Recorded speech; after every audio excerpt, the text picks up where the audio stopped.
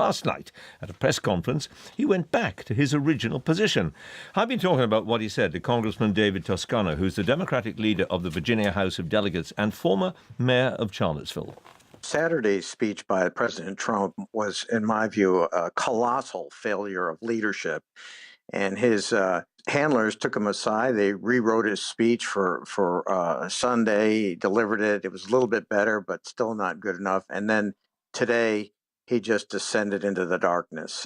Americans were stunned today at what they heard their president say.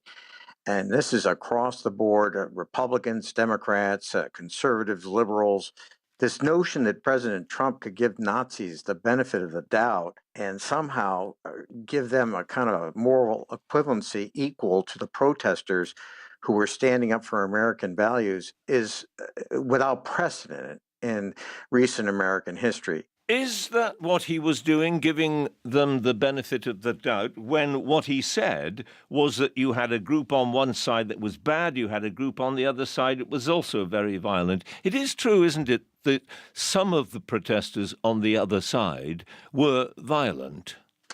Well, it is true that there were clashes, but if you were there, like I was, I mean, I saw these Nazi sympathizers the night before go to the University of Virginia, the home of Thomas Jefferson, with torches reminiscent of the Nazi rallies in the 30s, and then beat up a group of helpless UVA students with these torches.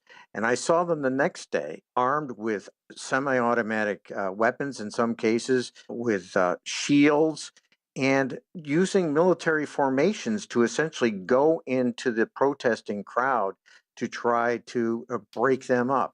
So there certainly was some scuffles from the protesting crowd. But these people, the Nazi sympathizers, they came ready for a fight. They wanted to fight. They wanted to hurt people, and that's what they did.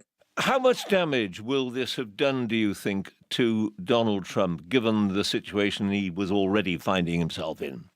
Well, it remains to be seen whether the Republicans will desert him based on this issue. You're seeing some people split off from the president, but the Republicans are deathly afraid of elements of their base, some of which agree with some of these principles, which it's hard for me to believe.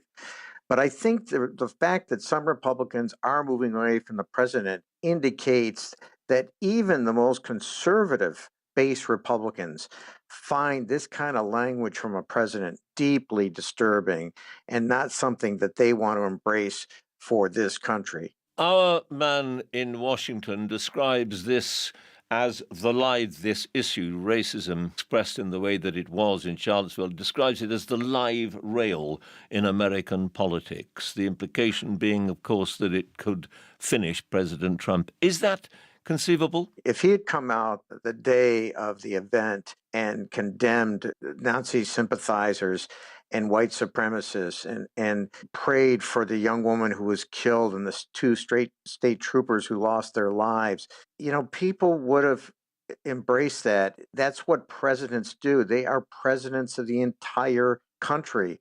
Instead, President Trump's statements made him appear like he was the president of the alt-right. That is not this country, and that's why I think a lot of people are very, very troubled tonight. Congressman Toscano, thank you very much for talking to us.